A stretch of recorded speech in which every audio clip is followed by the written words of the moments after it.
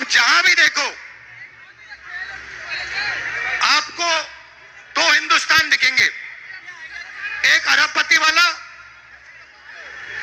और एक गरीबों का हिंदुस्तान। बहनों, 2 करोड़ रोजगार प्रति साल दिया जाएगा, यानी हर साल जो है युवाओं को 2 करोड़ रोजगार दिया जाएगा। युवा खुश, उत्साहित हो चुके थे। उन्हें लगा कि अब देश में कुछ बड़ा परिवर्तन होगा और देश में जो है बेरोजगारी खत्म होगी। लेकिन हुआ क्या? राम राज्य का सपना दिखाया गया। कहा जा रहा है कि राम राज्य आ चुका है, सब लोग खुशहाल हैं, लोगों के पास इतनी नौकरियां है कि जिनको लेने के लिए लड़के कम पड़ जा रहे हैं देश में। ऐसा भी कहा जा रहा है कुछ लोगों के द्वारा कि देश में नौकरियों की कमी नहीं है, कुशल छात्रों की कमी है।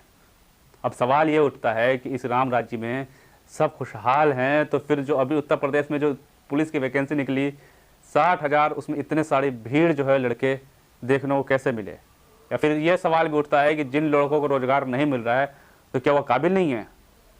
एक आंकड़ा बताता है कि पिछले 45 वर्षों में जो है इस देश में जो है सबसे बड़ी जो है बेरोजगारी का दर जो है सबसे ज्यादा है।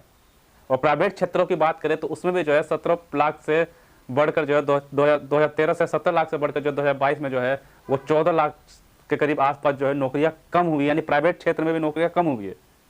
तो फिर सवाल उठता है कि बड़े बड़े जो कंपनियां बाहर से विदेश में आती हैं, कहा जाता है कि बहुत सारे जो है कंपनियां जो आई हैं, विकास हो रहा है, और बाहर की कंपनियां जो है भारत में कंपनी लगाने के लिए पागल सी हो चुकी हैं।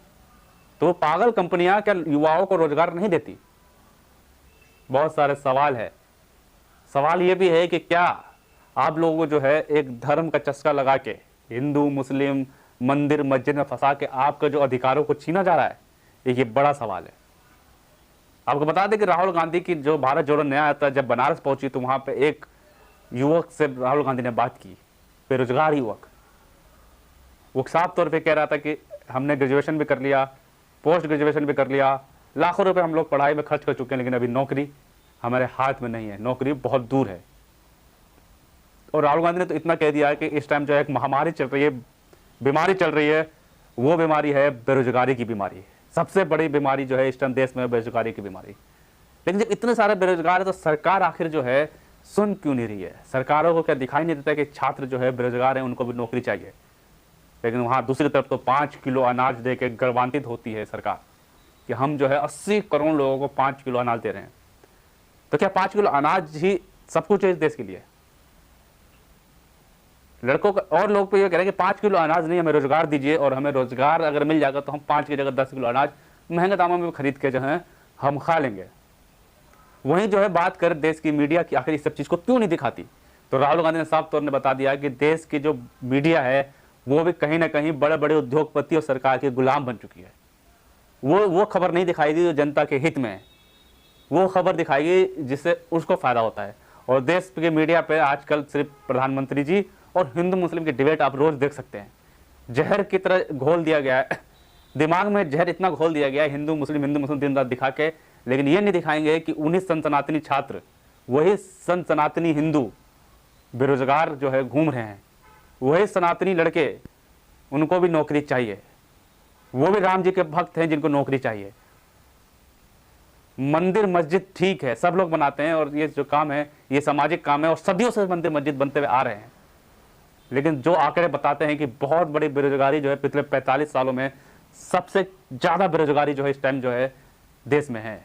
तो सवाल खड़े करते हैं कि आखिर सरकार से सवाल मीडिया भी क्यों नहीं करती? तो इसका जवाब राहुल गांधी ने दे दिया कि वो भी कहीं ना कहीं गुलाम है। और देश में जो है 2 बड़ी सबसे समस्या बताई, एक बेरोजगारी और एक महंगाई। युवाओं को भी कहना चाहता हूँ, हालांकि बहुत सारे युवा जो अब जाग रहे हैं वो साफ तौर पे कहते हैं कि अब हमें मंदिर मस्जिद में नहीं फंसना है, हमें रोजगार दीजिए। तो रोजगार देने के साथ साथ वो भी याद दिलाते हैं कि 2 करोड़ रोजगार जो प्रतिवर्ष देने वाली सरकार थी, हाल आज सब रोजगार क्यों नहीं दे पा रही है?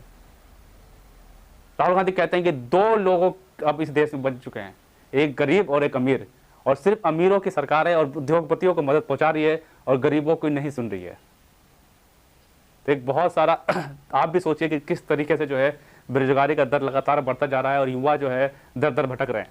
बेरोजगारी का आलम यह है कि लगकर जब पेपर देने जाते हैं तो जहां 10,000 वैकेंसी हो तो 5 लाख 3 लाख, और उत्तर प्रदेश का हाल ही में आप देख सकते हैं कि 60,000 उत्तर प्रदेश के पुलिस की वैकेंसी में जो है कितने लाख लड़कों ने फॉर्म भरे।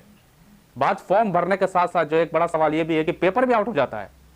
लड़के संघर्ष करके जाते हैं, पेपर देने, उसके बाद पेपर आउट।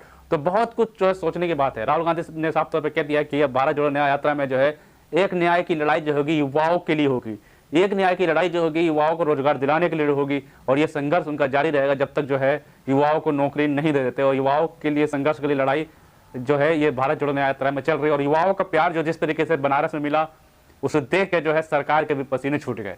उन्हें ये कभी लगता नहीं था कि जिस तरीके से कि राहुल गांधी के भारत जोड़ो न्याय यात्रा में इतनी भीड़ दिखेगी। इसीलिए तो जब भारत जोड़ो न्याय यात्रा बनारस से निकली तो वहां पर आपने भारतीय जनता पार्टी के कार्यकर्ताओं को देखा कि उस जगह से गंगा जल से छिड़क रहे हैं।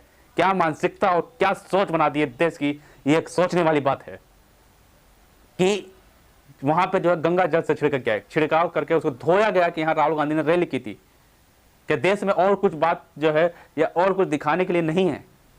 क्या देश की जनता अब जो है रोजगार पे बात करेगी, मुद्दों पे बात करेगी, या फिर से जो है हिंदू मुस्लिम मंदिर मस्जिद पे ही बात करेगी?